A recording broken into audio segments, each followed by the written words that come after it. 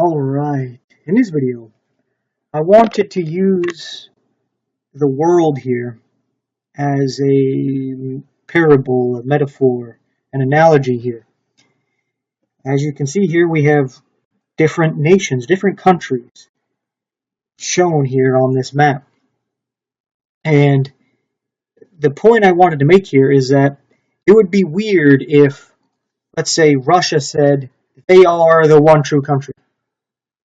Right? Be like, who says who? Right? If America said, we're the one true nation. According to who? Yourself? Right? It would be a little weird if they were saying something like that, right? And for any nation to say that they would rule over any other nation would be like, who are you? Right? They don't have any moral ground to be ruling over another nation. Each nation can have their own laws and regulations, their own currency, their own central bank or no bank. They can have things set up the way they want and with how they want to deal with religion and all that stuff. We have no right to butt into their business. They have no right to butt into ours, right? And God would be the head of all the nations, right? A nation is not the head of another nation, right? They're all on equal playing field here. God is the head of each one. So if one nation was trying to say, oh, they're in the place of God and wanted to rule over the rest of the world, it would be right for the rest of the world to say no. All right? If they didn't want to go along with that. And that's where, wars break out and all this violence going on because somebody wants to take control and somebody doesn't want to be controlled. Right? So, what is the point I'm making here? Well, I'm sure you're already starting to grasp it, but I'm going to break this down a little bit further. If we go down to one country here, the United States of America, you'll see that it's broken up into 50 states. Together they make up a nation, right? Just like all the different nations or countries made up the world, well, here all the different states make up one country. And again, we see that even though the nation is made up of this one joined corroboration of states here, each state cannot rule over another state. Texas can't boss around California, California can't boss around Texas, and no state can mess around with the little tiny Rhode Island over here up in the Northeast.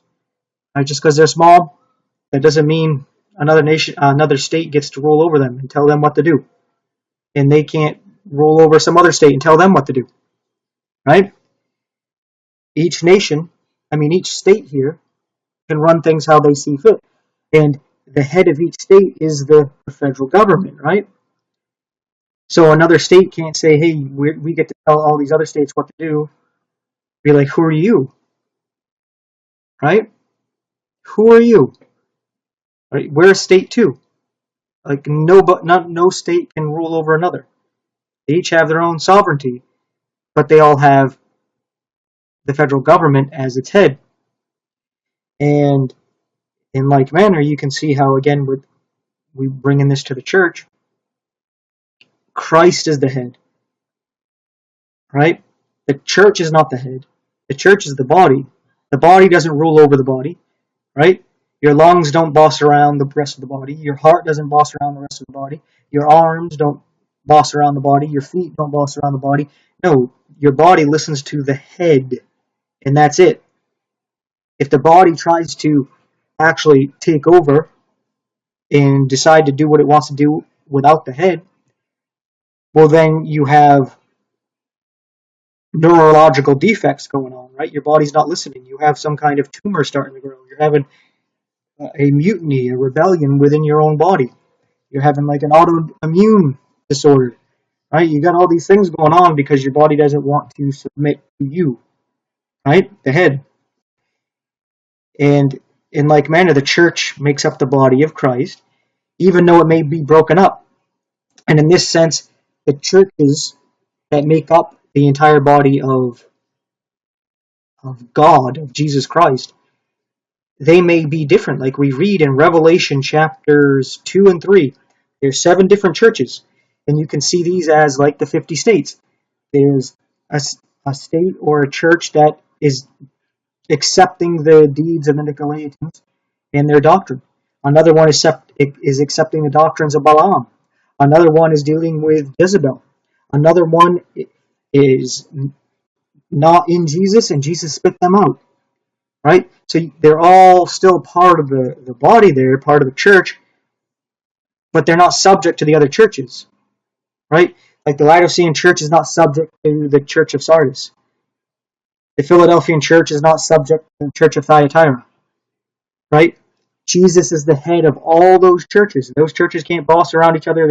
There isn't one church that's the head of all of them, like Rome would like to say. Like they're the head of all the churches.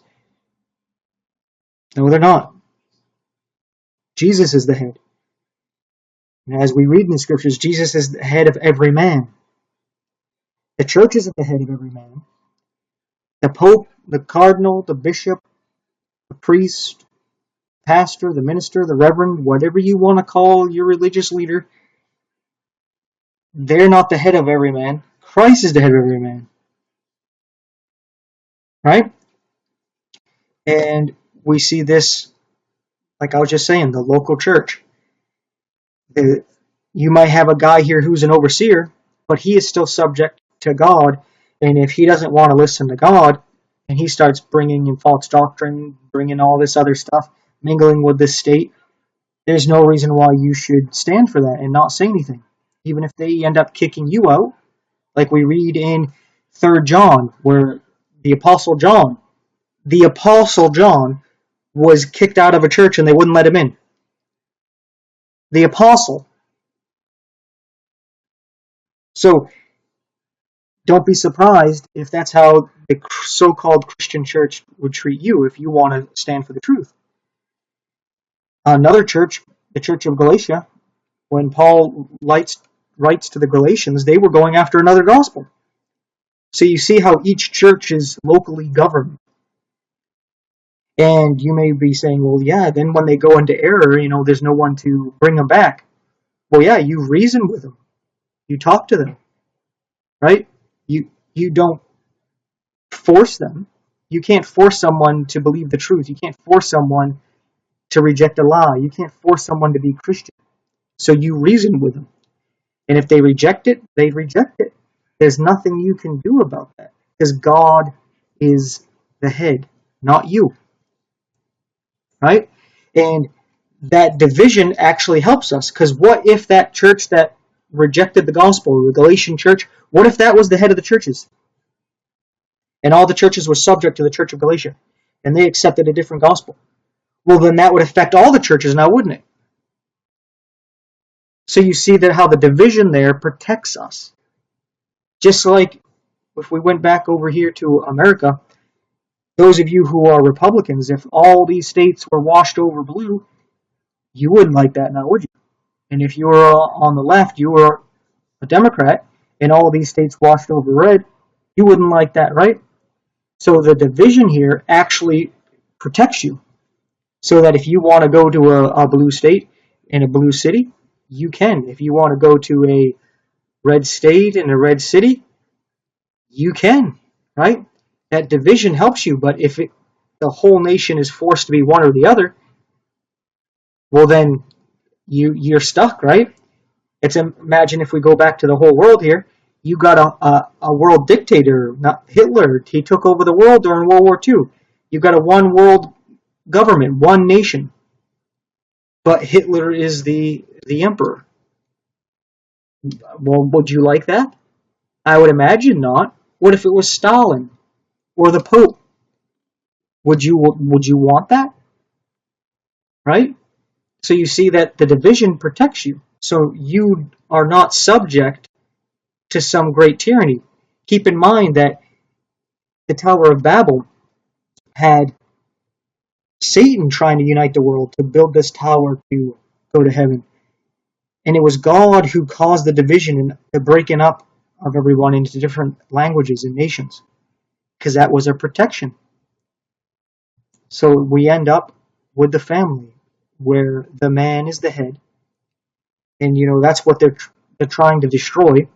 because the whole foundation of all of this for the church, for the state, for the country, for the world is the family. So if they can disrupt the man being the head and get the wife not to submit to the man, well, then the children are going to follow suit and not submit to the man. And then you got all this disorder, and you get families breaking up, no respect for man or men, and then that system crumbles down. Then the church starts to crumble, the state, the country, and the world, and then you got order out of chaos where they rebuild it. So I just wanted to make this quick video to show how division is a good thing. Because imagine your family if there was one man who is the head of every family. It's not Jesus, it's some man you know, like the Pope, right? Would you want to have to submit to the Pope and everything he says to do with your family? Or if it's some imam, some Muslim fella who's the head of every family? So you being the head of your own family protects that family. So if all families had one head, that one head would just need to be corrupted and be evil and selfish, and it would affect everybody. But since everybody's divided up, you have to take over each family individually. You have to take over each man individually. So the division is a protection.